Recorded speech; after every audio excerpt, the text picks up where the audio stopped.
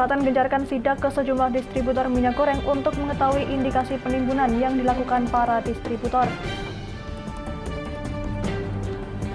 Harga kedelai yang terus mengalami kenaikan membuat para pengrajin tahu dan tempe di Boyolali memperkecil ukuran produksi. Pernikahan yang dilakukan tahanan di Mapolrestabes Semarang dilangsungkan seperti biasa dan disaksikan oleh keluarga serta para narapidana.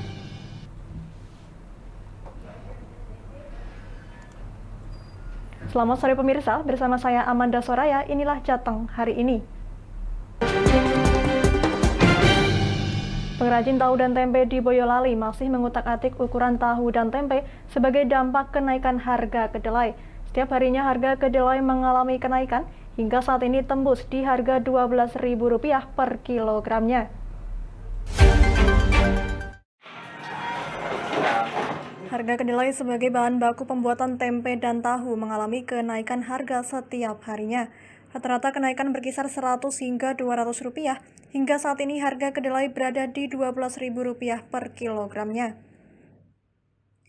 Menyikapi gejolak ini, pengrajin tahu dan tempe di Dukuh Bantulan, Desa Jembungan, Banyudono, Boyolali terus berupaya agar berproduksi setiap harinya. Seperti Subandi, seorang pengrajin tempe, sejak bulan Januari dirinya sudah beberapa kali mengubah ukuran tempe menjadi lebih kecil. Dalam kondisi normal, tempe Subandi berukuran 23 cm dengan harga jual Rp2.500 per potongnya, namun saat ini tempenya hanya berukuran 17 cm dengan ketebalan 3 cm. Dirinya tidak bisa menaikkan harga jual karena akan sangat berpengaruh kepada konsumen. Hal ini dia lakukan sebagai imbas terus naiknya harga bahan baku kedelai. Gejolak kayak gini, setiap hari harga ini berubah. Jadi sekarang 9.000 berapa, besok sudah 10.000 berapa, rata-rata per hari naik Rp200 per kilogramnya, rata-rata per hari. Jadi susah untuk ekonomi penjual tempe saat ini memang agak terganggu lah. Serupa perajin tahu Mardianto mengatakan harga kedelai tembus Rp12.250 per kilogram. Kenaikan harga kedelai ini dirasakan sejak Januari lalu karena tak mungkin menaikkan harga karena akan banjir komplain, dia lantas mengurangi ukuran hingga 3 kali. Ketika harga normal satu potong tahu berukuran 5 cm, namun ukuran tersebut terus menyusut dan menyisakan 3 cm dengan ketebalan tetap.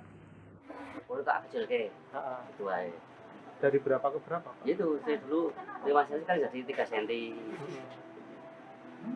Pakai. Sekarang harga beli kedelai berapa? Saya 12.000 per kilo. Sudah terjadi berapa lama? Ya mulai Januari tuh. Selain kedelai, apalagi Pak yang mahal? Minyak. Terus bahan bakunya kayu kan juga sekarang mahal. Itu. Selain menjual tahu mentah, Mardianto juga menjual tahu goreng. Saat ini harga minyak goreng curah juga cukup mahal, yakni Rp300.000 untuk 17 kg. Pemerintah diminta untuk segera mengambil kebijakan agar kondisi bisa kembali normal. Dari Boyolali, Taufik Irvani, Lingkar TV, melaporkan.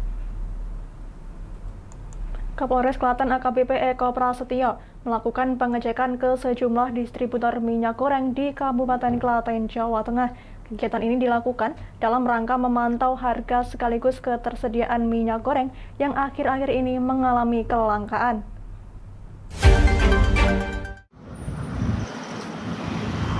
Sesuai instruksi Kapolri dan Kapolda agar seluruh jajaran mengawasi distribusi minyak goreng, Kapolres bersama sejumlah pejabat utama Polres mengecek ke sejumlah pedagang minyak goreng. Dalam kegiatannya, rombongan Polres Klaten mengecek ketersediaan minyak di sejumlah distributor untuk memastikan harga minyak eceran yang dijual sudah sesuai harga eceran tertinggi yang ditetapkan oleh pemerintah. Hasil dari sidak tersebut, ketersediaan akan minyak di sejumlah distributor dikatakan aman. Kapolres menyebutkan bahwa 8 distributor yang dicek tidak ada yang terindikasi melakukan penimbunan. Kapolres berkomitmen akan menindak tegas bagi siapapun yang melakukan penimbunan. Minyak goreng khusus untuk di Kabupaten Klaten saat ini masih relatif aman. Kita lagi cek kenapa kok sampai level bawah dan masih ada kita temukan harga-harga yang lebih tinggi, makanya kita akan telusuri mana ini letak missnya ada di mana nih kita akan. Terkait informasi yang menyebutkan bahwa di pasar tradisional harga minyak goreng masih tinggi, Kapolres menjelaskan bahwa saat ini pihaknya sedang melakukan pendalaman dalam mengendalikan harga dan ketersediaan minyak goreng di Kabupaten Klaten. Polres Klaten juga melakukan koordinasi dengan Dinas Perdagangan, Koperasi, dan UKM Kabupaten Klaten. Dari Klaten, Taufik Irvani, Lingkar TV, melaporkan. Banjir bandang yang merobohkan sejumlah rumah di wilayah selatan Kabupaten Brebes, Jawa Tengah diduga terjadi akibat kerusakan di hulu dan alih fungsi lahan. Sementara warga yang rumahnya roboh berharap empati dari pemerintah Kabupaten Brebes untuk membangun kembali rumah mereka.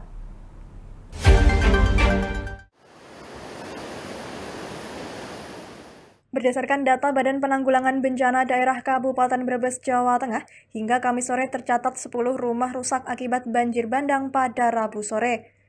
6 rumah diantaranya roboh diterjang banjir bandang di Desa Kuta Mendala, Kecamatan Tonjong. Kepala BPBD Brebes Nusi Mansur mengatakan, dampak banjir aliran Sungai Prupuk lebih besar dibandingkan banjir bandang Sungai Keruh Bumi Ayu beberapa waktu lalu. Kerugian material akibat banjir juga lebih besar karena rumah yang roboh merupakan rumah permanen. Menurutnya, banjir bandang terjadi akibat kerusakan di hulu yang terletak di Kecamatan Bumi Jawa, Kabupaten Tegal. Selain itu, alih fungsi lahan dari hutan menjadi lahan sayur mayur juga menjadi penyebab. Pihaknya kini tengah melakukan penanganan darurat terhadap puluhan warga korban banjir. BPBD juga akan meminta bantuan Dinas Pengelolaan Sumber Daya Air dan Tata Ruang untuk membangun dinding penahan di areal permukiman yang berada di bantaran Sungai Prupuk. Dan untuk kerusakan rumah, di sini ada 6 rumah, ya. 6 rumah yang rusak berat, 4 sedang. Ya, 4 sedang, 4 rumah sedang. Untuk Kuta Mendala dan yang desa-desa lainnya ada beberapa, yaitu di Karangsongkeng, di Boyasa, maupun Bunga. Ya. Jadi hal ini yang kembali saya ingatkan, memang ini kerusakan secara akumulasi dari kerusakan-kerusakan di daerah hulu yang ada. Walaupun ini adalah hulunya di daerah Tegal, Kabupaten Tegal ini, Jawa. Dari Kali Prupuk ini adalah di sana, dan tingkat kerusakannya ternyata lebih besar daripada Kali Keruh yang kemarin di Bumi Ayu. Sementara sejumlah warga korban banjir bandang Sungai Prupuk berharap ada empati dari Pemkab Brebes untuk membantu membangun kembali rumah warga yang roboh dan juga rusak. Salah seorang pemilik rumah, Bustanul Arifin, mengatakan akibat banjir bandang rumah yang sudah ditempati puluhan tahun beserta perabotan hilang terbawa arus, termasuk surat-surat berharga miliknya. Hanya sebidang tembok yang masih tersisa, tidak ada ruangan yang bisa ditempati kembali. Kondisi ini membuatnya bingung harus tinggal di mana bersama anggota keluarganya. Ya harapannya ya setidaknya ya ada ganti rugi, walaupun ya hanya berapa istilahnya ya. Kita mengharapkan ada ibaratnya rasa empati lah dari pemerintah atau ibaratnya kan, walaupun nggak sesuai dengan ganti rugi yang kita harapkan. Warga yang menjadi korban banjir berharap kepada pemerintah mau memberikan santunan agar bisa mendirikan bangunan rumah lagi. Tak hanya itu, warga juga berharap pemerintah melakukan penanganan atau normalisasi aliran sungai agar tidak meluap hingga ke pemukiman. Dari Brebes, Gus Fadilah, Lingkar TV, melaporkan. Kami masih akan kembali pemirsa, tetap bersama kami di Jateng hari ini.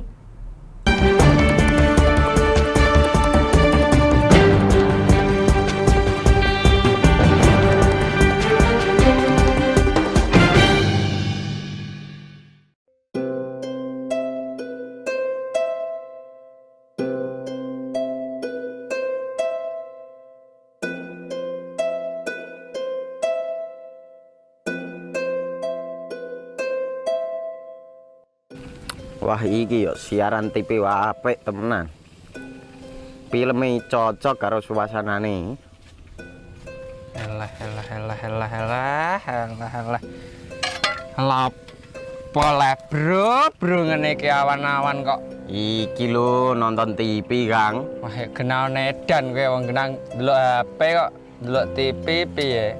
Wah, kurang update kowe iki, Kang. Lho, maksudnya piye kok ngarani aku update itu? Iki lho delok aku nonton TV tenan. Apa kira nonton HP? Wong delok HP ngono kena edan apa iki. Iki lho delok siarane. Lho, kok iso ya? Yo TV apa? Jenenge Lingkar TV, Kang. Saiki erane TV kok ngene iki. Kok Lingkar TV nek dia awak dhewe panggone iso nonton TV lewat HP. Kok ngene iki. Ana film-film ngene iku ya? Iya, filme apik-apik kok ngene iki. Awak dhewe nek sawah leren mbut gawe iso leren delok film-film ngene iki. Padha iso ngene iku. Iso, ora ketinggalan karo cah-cah kae. Lho. HP ku kok ora iso tak nggo ngono piye carane iki? Iki lho Rip, tak doi carane. Piye? Kowe buka Play Store. Play Store, Mas. Yo iku pokoke. Play Store apa? Ketik Lingkar TV. Engko lek wis ngono, klik install. Nah, engko wis ana metu menune Lingkar TV karek ndelok siaran apa ae. Film-filme apik-apik. Berarti film channel Lingkar TV metu nang kene kabeh ra? Iso. Filme wah cocok karo suasana cara didelok ya.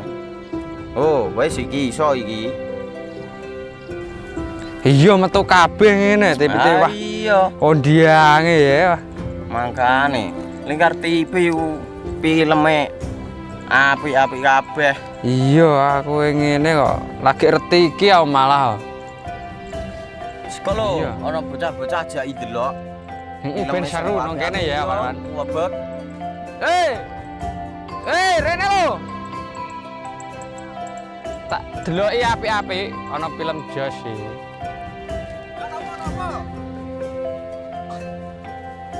Rene go Rene.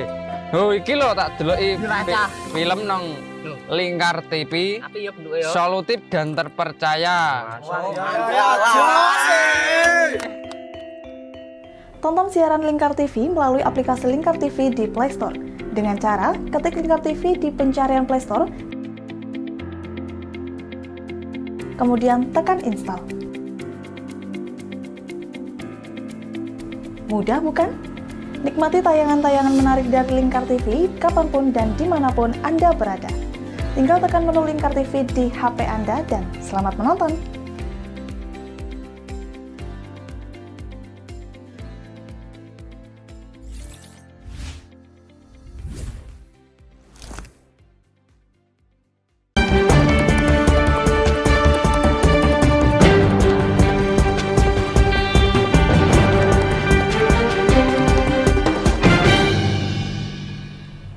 Masih bersama Jateng hari ini pemirsa, sebanyak 25 calon kepala desa atau kades di Kabupaten Kudus akan bertarung di pemilihan kepala desa langsung dan pilkades pemilihan antar waktu atau PAW pada tanggal 31 Maret 2022 mendatang. Para calon kepala desa sepakat untuk menyelenggarakan pemilu yang damai. Hal itu ditandai dengan penandatanganan fakta integritas di Pendopo Kabupaten Kudus dan disaksikan oleh unsur pimpinan daerah pada hari Jumat 18 Maret 2022. Dengan adanya pembinaan ini, semua calon kepala desa diharapkan dapat menjaga kondusivitas di wilayah pemilihannya masing-masing, utamanya adalah pengondisian masa pendukung Cakades. Bupati Kudus Saim Hartopo yang ikut menyaksikan deklarasi damai tersebut menegaskan, kesepakatan ini dibuat untuk menghindari adanya konflik yang biasanya mengiringi jalannya pemilihan hingga terpilihnya kepala desa. Harapan kami ini masih di era pandemi, ya kan, harus dikondisikan dengan baik, Satgas Covid pun harus tetap ada, nah, jangan sampai membuat kerumunan, tidak disiplin protokol kesehatan, nah, ini malah menyebabkan yang tidak baik bagi jadinya. Karena arahan-arahan seperti ini tidak baik, mudah-mudahan ini yang menandatangani ini untuk deklarasi damai ini nanti ada komitmen yang baik dan siap kalah, siap menang. Ketika caranya kalah, ya bagaimana? Tadi ada sedikit kita kasih contoh, ketika pilkada saya harus punya kedewasaan politik. Ya, ketika kita menang, ya kita harus ngalah ke tempat yang istilah teman-teman yang kalah, dia rangkul, dia mendukung semua bagaimana untuk membangun desa dan melayani masyarakat desa. Itu aja. Dalam kampanye nanti, Hartopo juga berpesan kepada calon kepala desa untuk memaparkan program kerjanya secara baik dan mendetail, sehingga diharapkan para pemilih bisa memberikan hak suaranya berlandaskan itu. Rincian Pilkades tersebut ada 22 calon Kades Pilkades langsung dan 3 calon Kades Pilkades PAW. Untuk Pilkades langsung ada di Desa Hadiwarno dan Mejobo di Kecamatan Mejobo, masing-masing 3 calon. Kemudian Desa Kaliputu dan Langgar Dalem di Kecamatan Kota masing-masing 3 calon. Dan Desa Ternadi Kecamatan Dawe sebanyak 3 calon. Kemudian untuk Desa Loram Wetan Kecamatan Jati juga 3 calon dan Desa Undaan Lor Kecamatan Undaan ada 4 calon. Sementara untuk Pilkades PAW digelar di Desa Ternadi Kecamatan Dawe dengan jumlah calon sebanyak 3 orang. Dari Kudus, Wes Alkorni, Lingkar TV melaporkan. Perumda Air Minum Tirta Bening Pati membentuk Forum Komunikasi Pelanggan atau FKP yang bertujuan sebagai wadah informasi maupun aspirasi baik dari pelanggan maupun dari Perumda Air Minum Tirta Bening itu sendiri. Pelanggan menilai pembentukan FKP ini sangat diperlukan untuk meningkatkan pelayanan Perumda Air Minum Tirta Bening kepada masyarakat. Untuk melayani saat itu 400. Perumda Air Minum Tirta Bening Kabupaten Pati membentuk Forum Komunikasi Pelanggan atau FKP yang nantinya bakal dijadikan sebagai wadah informasi maupun aspirasi berkaitan dengan pelayanan Perumda Air Minum Tirta Bening Kabupaten Pati. Bertempat di Aula Perumda Air Minum Tirta Bening Pati pada Jumat pagi, sejumlah perwakilan dari setiap cabang hadir dan kemudian dipilih menjadi pengurus Forum Komunikasi Pelanggan Perumda Air Minum Tirta Bening Pati. Direktur Perumda Air Minum Tirta Bening Pati Bambang Sumantri mengungkapkan, pembentukan FKP ini sesuai dengan Perda yang menyebutkan sangat pentingnya pembentukan Forum Komunikasi Pelanggan sebagai wadah tukar informasi dan aspirasi. Lebih lanjut, ia mengungkapkan bahwa dengan Forum Komunikasi Pelanggan ini, informasi baik dari masyarakat maupun dari PDAM sendiri dapat dengan segera tersampaikan. Dari Undang-Undang Nomor 25, terus ada Peraturan Menteri Dalam Negeri, Nomor 71 terkait penyesuaian tarif, terus peraturan Peraturan Menteri Aparatur Negara dan Perdanya sendiri, Perda tentang PDAM itu juga menyebutkan sangat perlunya untuk membentuk Forum Komunikasi Pelanggan karena sebagai wadah tadi tukar informasi dari PDAM, dari Perumda Air Minum ke pelanggan atau sebaliknya dari pelanggan ke Perumda Air Minum Tirta Bening Kabupaten Pati. Sementara itu, Ketua FKP terpilih Joko Rajendra mengungkapkan bahwa pembentukan ini diperlukan supaya pelanggan dapat dilayani dengan prima. Lebih lanjut, Joko Rajendra mengungkapkan bahwa ia merasa saat ini perlu ada peningkatan pelayanan dari Perumda Air Minum Tirta Bening Pati kepada masyarakat. Oleh karenanya, Forum Komunikasi Pelanggan ini akan menjadi motor agar dapat mengawal Perumda Air Minum Tirta Bening Pati dapat memberi pelayanan yang terbaik. Supaya pelanggan ini merasa terlayani dengan prima, sehingga perlu dibentuk ini, dan mudah-mudahan saya sendiri ditunjuk sebagai ketua bisa melaksanakan amanah yang dibebankan kepada kami baik dari Dirut PDAM Pati ataupun dari wakil pelanggan. Joko Rajendra berharap ke depan Perumda Air Minum Tirta Bening bersama dengan Forum Komunikasi Pelanggan yang terbentuk ini dapat bersinergi demi pelayanan yang terbaik bagi pelanggan Perumda Air Minum Tirta Bening Pati. Dari Pati, Fajar Mukti, Lingkar TV melaporkan. Jangan kemana-mana pemirsa, kami akan kembali usai jeda pariwara. Tetap bersama kami.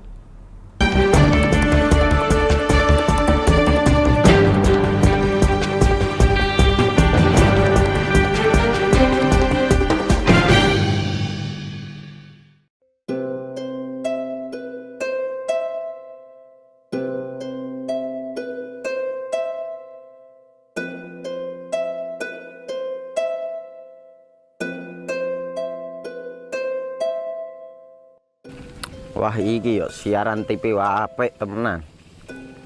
Filme cocok karo suasanane.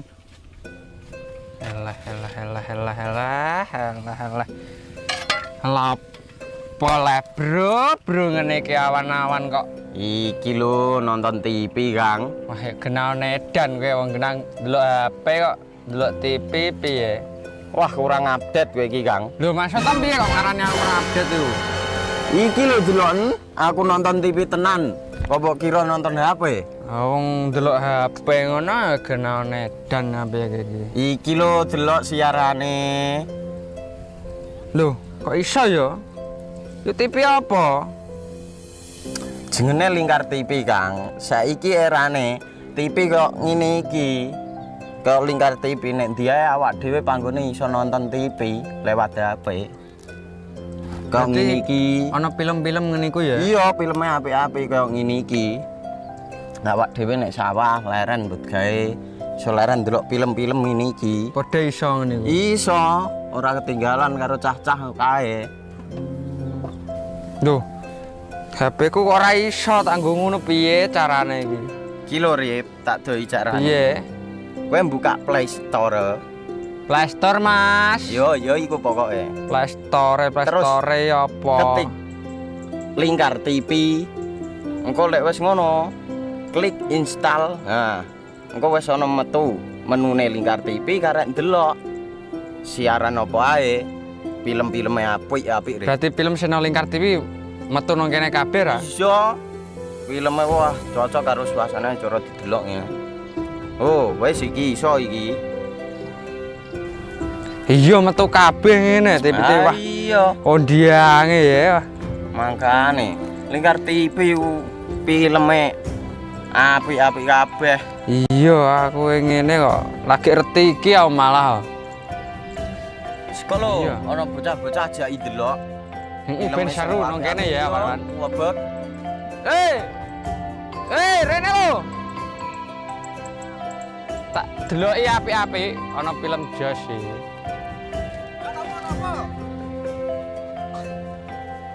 Rene. Oh, iki lho tak deloki film nang Lingkar TV. Api ya bentuke ya. Solutif dan terpercaya. Tonton siaran Lingkar TV melalui aplikasi Lingkar TV di Play Store. Dengan cara ketik Lingkar TV di pencarian Play Store, kemudian tekan install. Mudah bukan? Nikmati tayangan-tayangan menarik dari Lingkar TV kapanpun dan dimanapun Anda berada. Tinggal tekan menu Lingkar TV di HP Anda dan selamat menonton!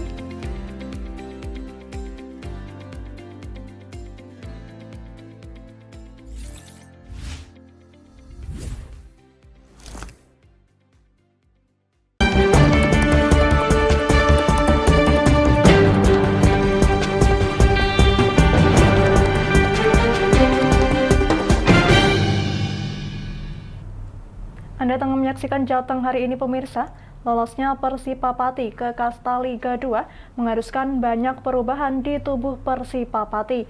Hal itu mengingat tim yang berlaga di Liga 2 nantinya haruslah merupakan tim profesional. Oleh karena itu Persipapati siap beralih menjadi PT untuk menyandang status tim profesional. Meski menjadi PT nantinya, PLT Ketua Umum Persipapati Joni Kurnianto menegaskan bahwa Persipapati tidak akan ganti nama ataupun logo.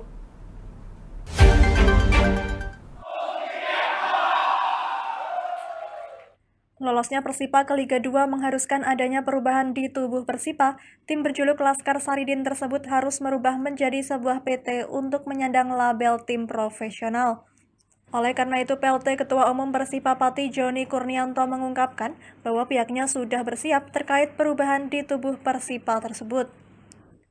Pihaknya mengaku akan menggelar kongres terlebih dahulu untuk memilih ketua definitif, lalu kemudian akan merubah menjadi bentuk PT.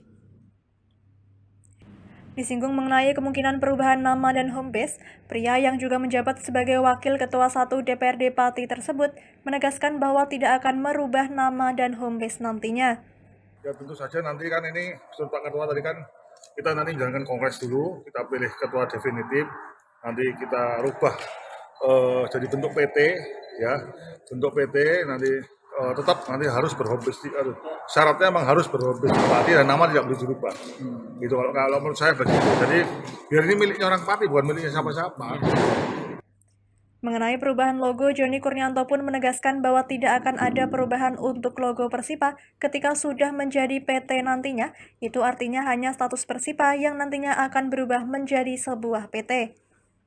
Ada wacana ganti logo, Pak? Enggak lah, ngapain logo diganti? Udah mengerjakan ini, cuman ya waktunya lama gitu aja.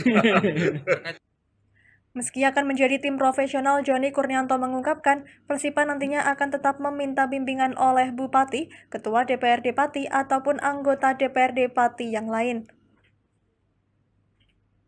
Ia juga merasa berbesar hati sebab perjalanan Persipa mengarungi Liga 3 dan lolos ke Liga 2 ini sudah mendapat dukungan dan perhatian dari semua pihak, terutama pemerintah Kabupaten Pati dan juga DPRD Kabupaten Pati.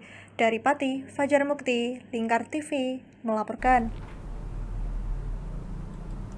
Seorang pemuda yang menjadi tahanan dalam kasus penganiayaan berhasil mewujudkan keinginannya untuk menikahi kekasihnya setelah permohonan permintaan menikah dikabulkan oleh pimpinan Polrestabes Semarang. Prosesi pernikahan ini pun digelar di kantor polisi yang diwarnai keharuan dari kedua mempelai dan juga pihak keluarga.